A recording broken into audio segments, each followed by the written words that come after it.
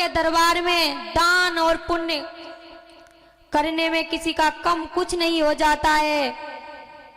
दान करने से उससे दूना मिलता है। भगवान का भजन करो, कीर्तन करो और श्रीमद् भागवत ध्यान से सुनो, तभी आप लोगों का उद्धार होगा। जो उत्तानपाद थे उनके घर में कोई संतान नहीं थी और बहुत ही सीधे साधे सज्जन ब्राह्मण राजा थे। भैया जो आप लोग खड़े हो सभी लोग पंडाल में आकर बैठ जाओ, ऐसे अच्छा नहीं लगता है जैसे आप लोग खड़े हो।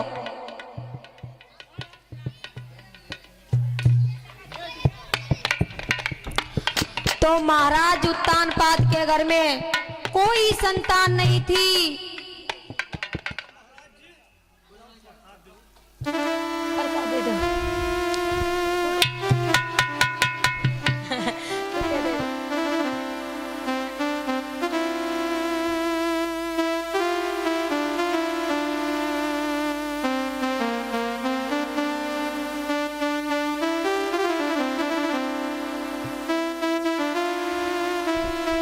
बोलिए सच्चे दरबारी की। महाराज उत्तानपाद के घर में कोई संतान नहीं थी। कैसे रानी सुनीति परेशान होकर कैसे अपनी पति को आज्ञा दे दी कि जाओ स्वामी दूसरा विवाह कर लो। आजकल की स्त्रियां नहीं कहेंगी, क्योंकि किसी को नहीं अच्छा लगता कि मेरे घर में कोई सोता है। अगर आइए, परिचित महाराज दिन में आए थे नहीं आए थे? आप बताओ कथा कहाँ पर छोड़ी थी? ध्रुव चरित्र नहीं मालूम? अच्छा, तुम ध्यान से ना सुनते भैया? तो सुनते? अच्छा, जैसे ही सुनीति ने कहा कि स्वामी तुम दूसरा विवाह कर लो तो तुम्हारे घर का वंश चल जाएगा, और मुझे तो ऐसा लगता कि मेरे कोई संतान नहीं होगी। आज रानी के कहने पर महाराज ने दूसरा विवाह कर लिया। और इधर बांदी को सुनीति ने भेजा, कहने लगी बहना तुम यहाँ से जाओ, मेरी छोटी बहन आ गई है, जाओ मेलों में लिवा लाओ। मैं कब का इंतजार कर रही हूँ कि मेरी बहन आ गई, मुझे खुशी है। आज बांदी छोटी रानी जहाँ थी वहीं पहुंच गई और हाथ जोड़कर कहने लगी, महारानी, ओ महारानी, तुम्हें महलों में बड़ी रानी बुला रही है क्या? हाँ रानी, आपको बड़ी रानी बुला रही है महलों में।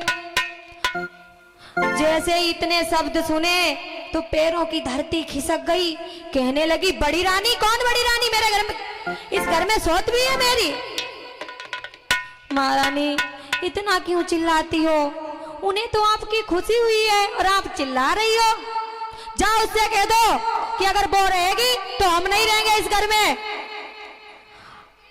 आज बांधी बिल्कुल उदास होकर बड़ी रानी के पास आ गई।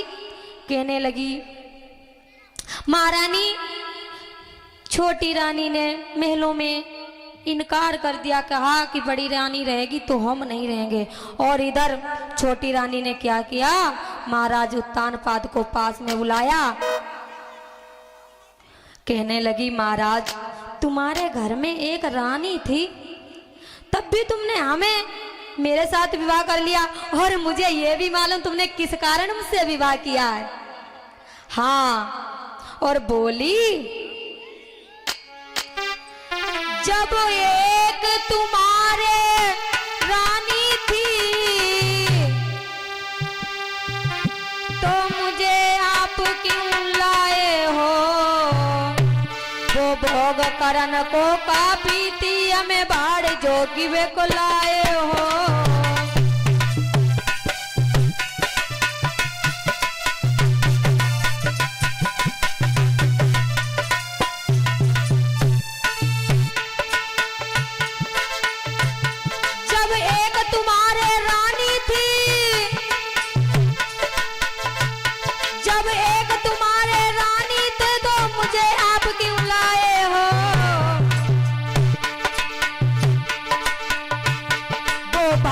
मारन को काफी थी, मुझे बाहर जो कि वे को लाए हो।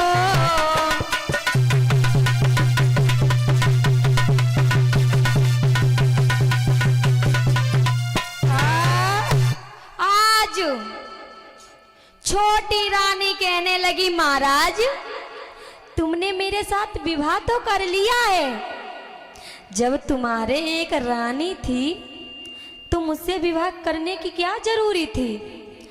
हमें तो ऐसा लग रहा है कि बड़ी रानी है वो तुम्हारी रानी है, हम तो तुम्हारी दासी बनकर रहेंगे ना, इसीलिए तुम मेरे साथ विवाह किया है। आज महाराज ने इतने शब्द सुने,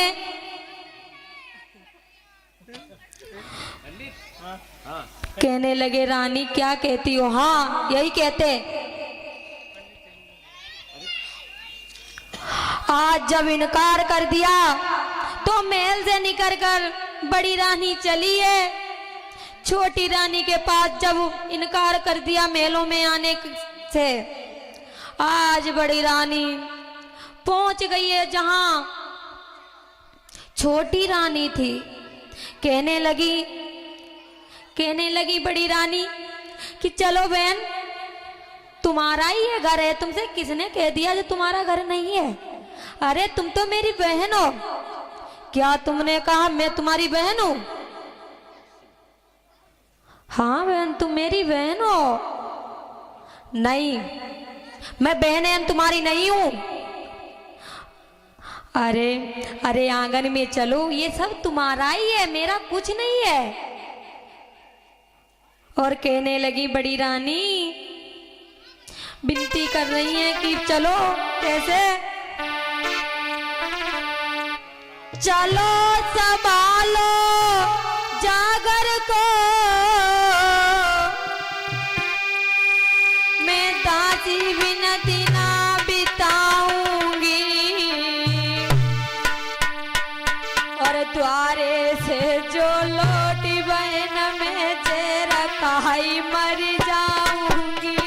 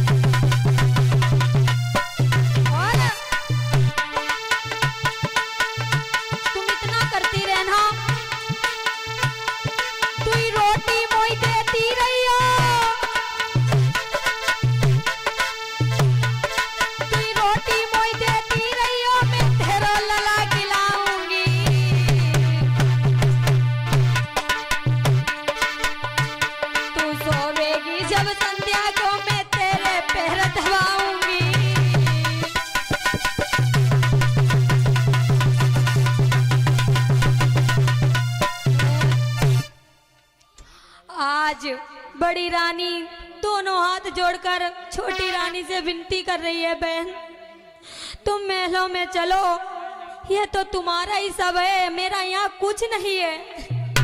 आज बहुत रो रही है बड़ी रानी, और पर छोटी रानी को बिल्कुल दया नहीं आ रही है।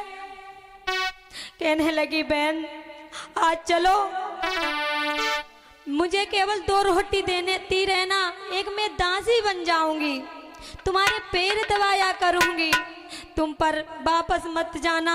अगर तुम वापस चली गई तो बहन मैं मर जाऊंगी, और जब तुम शाम को सोओगी तो मैं तुम्हारे पैर दबाऊंगी, सेवा करूंगी।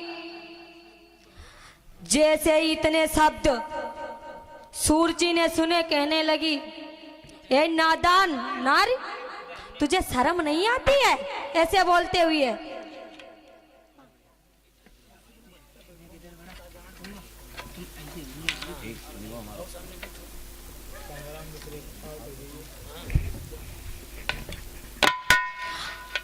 इसका मतलब ये है कि तुम इस घर में रहना चाहती हो?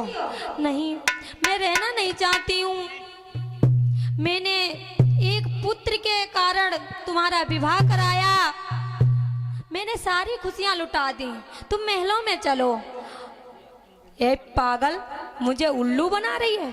सिर्री हूं ना, इसीलिए तू कह रही है? नहीं, ये बात नहीं है। सुरुचि कहने लगी, सुनीति से क्या?